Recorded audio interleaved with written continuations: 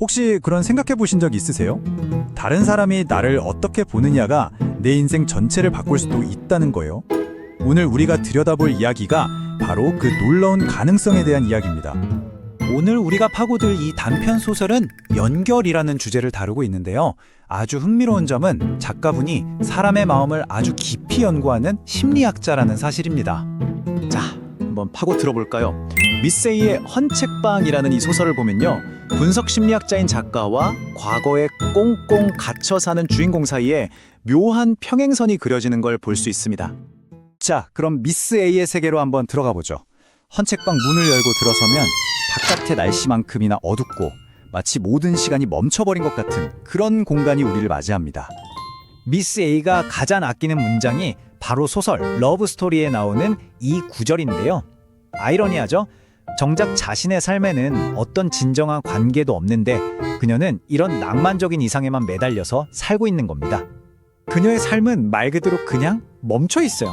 매일 똑같은 낡은 책에 먼지를 털고 굉음을 내는 난로 소리를 듣고 반쯤 내려와서 멈춰버린 녹슨 차양까지 이 모든 디테일 하나하나가 그녀의 내면, 그러니까 꽉 막혀서 세상과 단절된 그 상태를 그대로 보여주는 거울 같아요.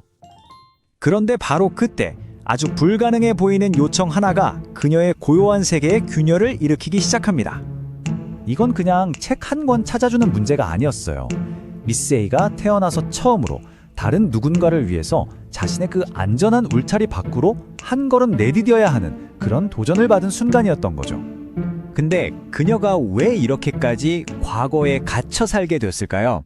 그 이유를 알려면 그녀의 과거, 특히 아버지와 얽힌 그 아픈 상처를 들여다봐야만 합니다. 아버지의 비극은 참 여러 겹으로 쌓여 있습니다. 원래는 작가가 되고 싶다는 꿈으로 헌책방을 여셨지만 결국 사기를 당해서 평생 모은 돈을 다 잃게 되죠. 근데 더 마음 아픈 건 그 돈을 투자한 이유예요. 바로 딸의 결혼 자금을 마련해주고 싶어서였던 겁니다. 결국 그 충격으로 아버지는 돌아가셨고 이 모든 과정이 미스 A의 삶에 정말 깊은 상처를 남기게 된 거죠. 이웃 아주머니가 무심코 던진 이 한마디가 미스 A가 짊어진 죄책감의 무게를 여실히 보여줍니다. 결국 나 때문에 내가 결혼하지 않아서 아버지가 돌아가셨다고 믿게 된 거예요. 자, 이제 이야기의 결정적인 전환점으로 넘어가 보겠습니다. 이 지점에서 미스 A가 스스로에 대해 가졌던 모든 생각이 완전히 산산조각 나버립니다. 그 젊은 남자, 알고 보니 상까지 받은 유명 웹툰 작가였는데요. 친구들과 함께 다시 책방을 찾아와서는 그 친구 중 한 명이 이런 폭탄 같은 말을 던집니다. 바로 이 지점이에요. 이게 모든 걸 바꿔놓습니다. 평생 스스로를 그냥 초라하고 존재감 없는 사람이라고만 여겼는데 다른 사람의 눈에는 전혀 다른 아주 특별한 모습으로 비춰졌던 거죠. 완전히 새로운 자신을 발견한 순간입니다. 이 엄청난 인식의 차이 좀 보세요. 스스로는 작고 통통하고 어색하다고 생각했는데 작가의 눈에는 독특하고 신비롭고 따뜻한 영감의 원천, 바로 뮤즈였던 거예요. 그녀는 생전 처음으로 다른 사람의 시선이라는 거울을 통해 자신의 힘과 매력을 발견하게 된 거죠. 이 엄청난 발견은요, 미스 A를 그냥 수동적인 관찰자에서 자기 삶의 주인공, 즉 능동적인 참여자로 완전히 바꾸어 놓습니다. 이 새로운 자각은 이제 구체적인 행동으로 이어져요. 첫 번째, 외모를 바꿔서 거울 속 자신을 새롭게 바라보고요.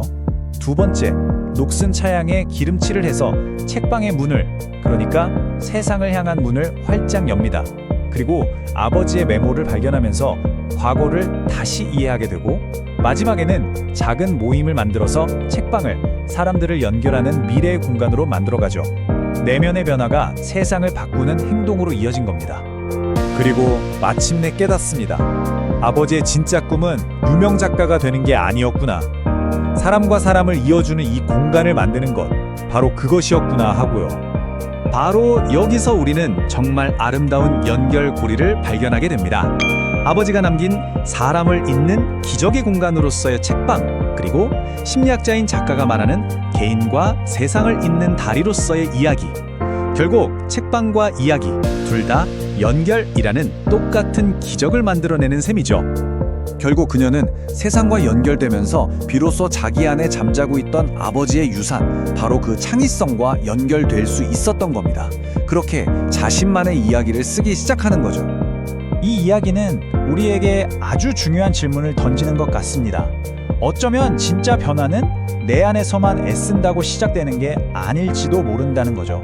나의 내면 세계가 다른 누군가에게 진정으로 보여질 때, 바로 그때 기적이 시작되는 건 아닐까요?